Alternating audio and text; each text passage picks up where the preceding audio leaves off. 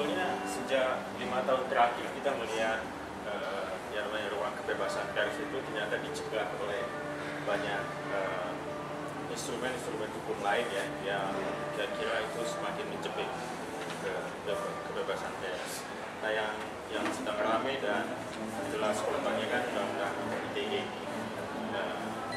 Itu nggak menimpa pers, tapi menimpa seorang warga yang justru mencoba menjalankan haknya untuk berekspresi lewat email gitu ya, milis, mengeluhkan satu pelayanan dari rumah sakit Omni. Kita itu tiba-tiba dia dijerat dengan undang-undang ITE ini. Nah, kita udah mengajukan uji material ke Mahkamah Konstitusi, tapi kita kalah kita. Haji waktu itu dengan beberapa masalah yang kalah dalam seperti ini. Dan waktu itu belum ada kasus berita.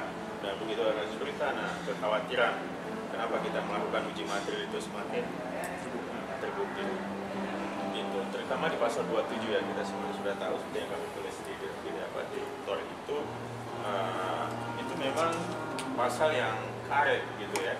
Jadi bisa menimpa siapa aja.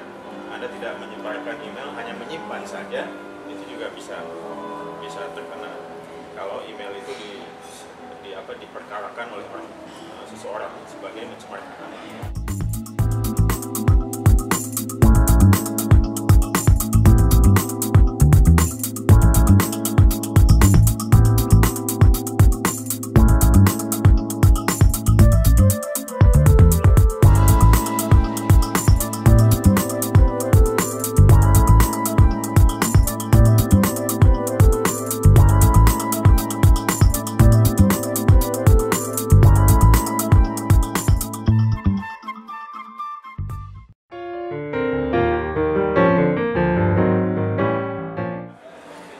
Revolusi dalam komunikasi gitu ya.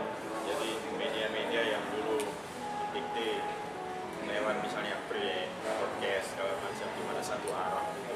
Sekarang orang bisa kasih feedback, pembaca bisa kasih feedback, pembaca bukan cuma consumer tapi juga produser. Dalam dunia jurnalistik sendiri kita masih berdebat apakah blogger itu jurnalis atau bukan. Kalau di AJI masih konservatif lihatnya, kita nggak menganggap itu bagian dari jurnalis. Iya, mungkin dia melakukan kerja-kerja jurnalistik, tapi kerja jurnalistik kan tidak sesimpel mencari, menseleksi, membuat dan menyiarkan berita saja. Ada juga yang disebut dengan tanggung jawab publik ya, gitu ya kan. Ada keterkaitan institusi yang menerbitkan segala macam itu. Di blogger itu kan nggak ada. Dia hanya hadir lewat satu dunia maya seperti itu, tidak ada penerbitnya kecuali wordpress.com atau blogspot.com atau detik.com ya blognya, kompas.com yang punya blognya juga. Hanya di ruang itu kita bisa melakukan misalnya verifikasi atau apa segala macam.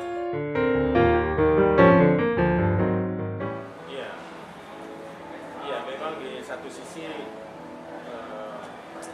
terutama kalangan pemerintah, kenapa mereka cukup ngotot dengan undang-undang ITE ini, karena menganggap bahwa ada hak-hak pribadi yang harus dilindungi, itu termasuk nama baik dan segala macam, terutama orang bisa bebas menulis apa saja, sehingga bagaimana dengan hak-hak pribadi. Sebenarnya isu hak pribadi, hak individu yang mau diproteksi ini juga muncul dalam argumentasi mempertahankan rancangan undang-undang yang lain, misalnya rahasia negara segala macam. Jadi selalu ada misalnya kebebasan publik untuk tahu dihadapkan dengan kepentingan untuk memproteksi hak-hak individu. Jadi publik dan individu itu selalu di vis-a-vis gitu ya, di kontradiksi.